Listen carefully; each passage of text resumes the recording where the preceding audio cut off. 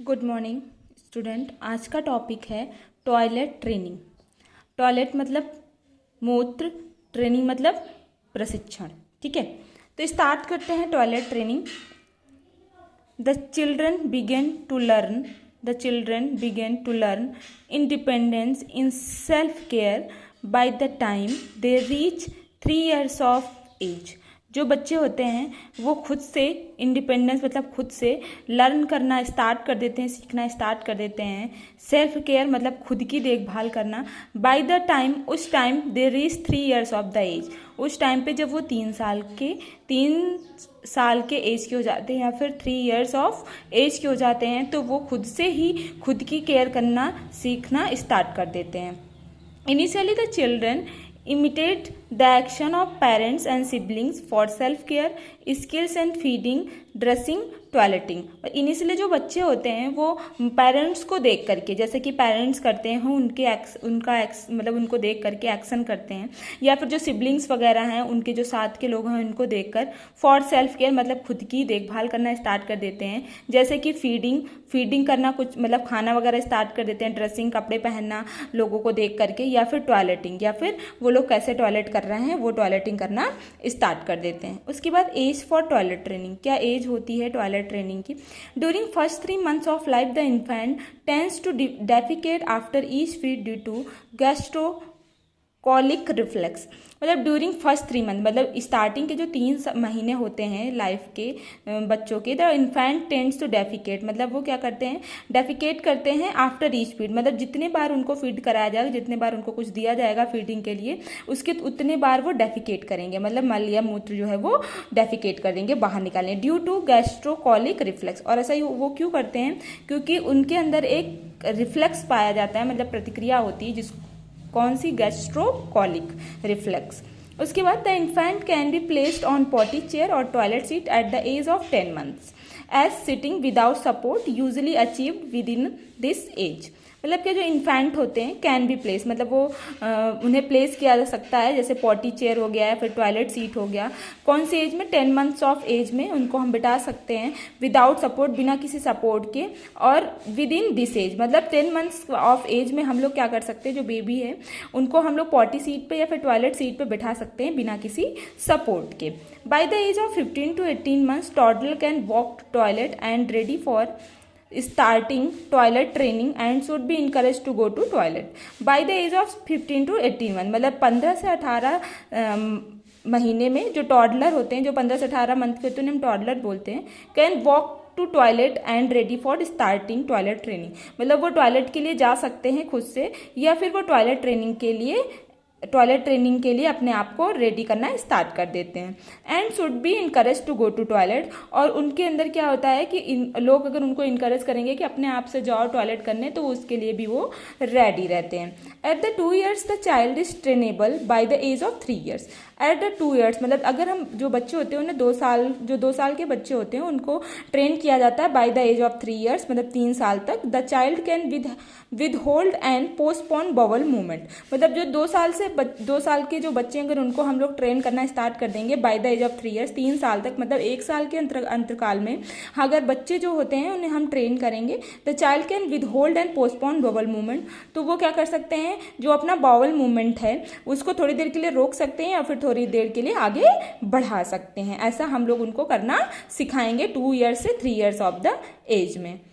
For bladder control the child is able to indicate wet pant by the age of 18 months मतलब क्या होता है, for bladder control वो bladder control वगैरह भी करना सीख जाएंगे, और साथ में अगर उनका जो पैंट वगैरह वेट हो गया है, गीला हो गया है, तो by the age of 18 month 18 महीने की उम्र में वो ये इंडिकेट करना स्टार्ट कर देंगे कि उनका जो पैंट है वो गीला हो गया है।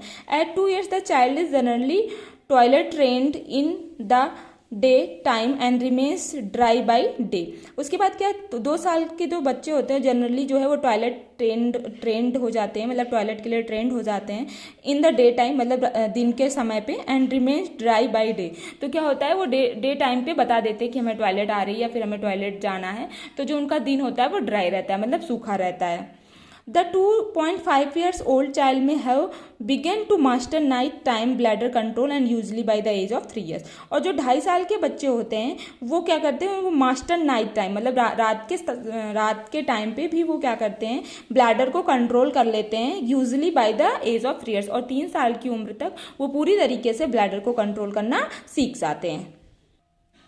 उसके बाद बिकम ड्रे बाई नाइट, उसके बाद जब वो 3 साल के हो जाते हैं और वो पूरी तरीके से ये सीख जाते हैं कि उन्हें रात में टॉयलेट नहीं करना है, तो उसको हम लोग बोलेंगे ड्राई बाई नाइट, मतलब रात का सूखा।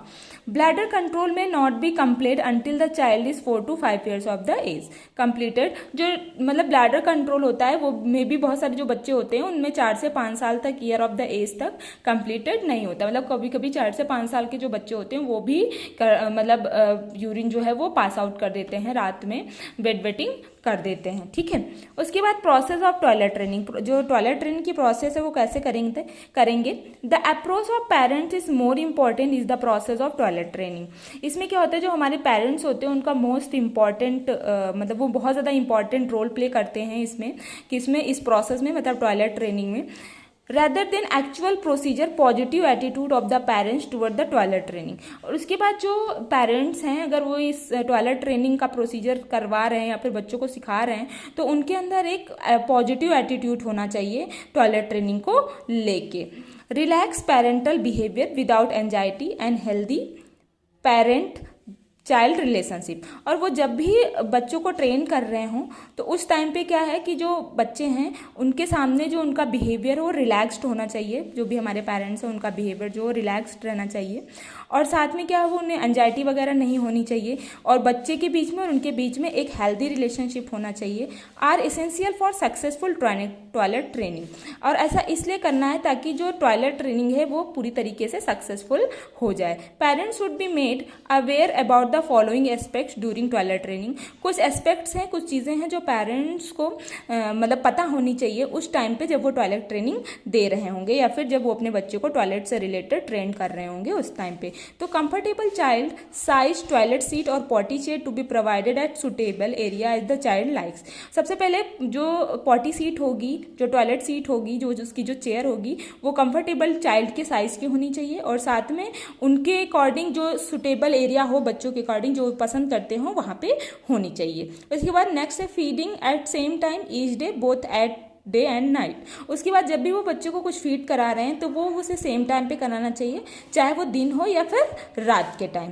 नेक्स्ट है parents should stay with the child and explain in simple language about what to be done during urination. उसके बाद जो पेरेंट्स है वो बच्चे के साथ में रहना चाहिए उस टाइम पे जब वो मतलब यूरिनेशन वगैरह कर रहे हों और उन्हें सिंपल लैंग्वेज में सिखाना चाहिए कि कैसे यूरिनेट करना है। उसके बाद नेक्स्ट है wiping immediately and drying the child after toilet to promote comfort. उसके बाद क्या होगा, जो बच्चे जब टॉयलेट कर लेंगे तो उनको कंफर्ट फील कराने के लिए जो एरिया है जेनाइटल एरिया उसे वो इमीडिएटली क्या कर देंगे, वाइप कर देंगे, मतलब पोंछ देंगे ताकि बेबी जो है वो कंफर्ट फील करे। नेक्स्ट है changing the pant as positive reinforcement and putting attractive panties for the child. उसके बाद जब वो पैंटीज वगैरह चेंज कर रहे होंगे, पैंट वगैरह चेंज कर रहे होंगे तो उनमें फोर्स नहीं लगाएंगे, पॉजिटिव रेनफोर्स होना चाहिए। साथ में क्या है putting attractive panties for the child, और बच्चों को अट्रैक्टिव पैंटीज वगैरह पहनाना चाहिए जैसे मिक्की माउस वगैरह उसमें बना हो ऐसे। उसके बाद patience and persistence behaviour are necessary in helping the child during toilet training. और क्या जो पेरेंट्स हैं उनके अंदर पेशेंस होना चाहिए, उनका बिहेवियर थोड़ा पेशेंस वाला होना चाहिए ताकि वो बच्चों को जो भी ज़रूरत की हेल्प है, सहायता है, वो ड्यूरिंग टॉयलेट ट्रेनिंग वो प्रोवाइड कर सके। उसके बाद नर्सिंग रिस्पॉन्सिबिलिटी क्या है, helping the parents to understand the readiness for toilet training and appropriate approach during the process of training.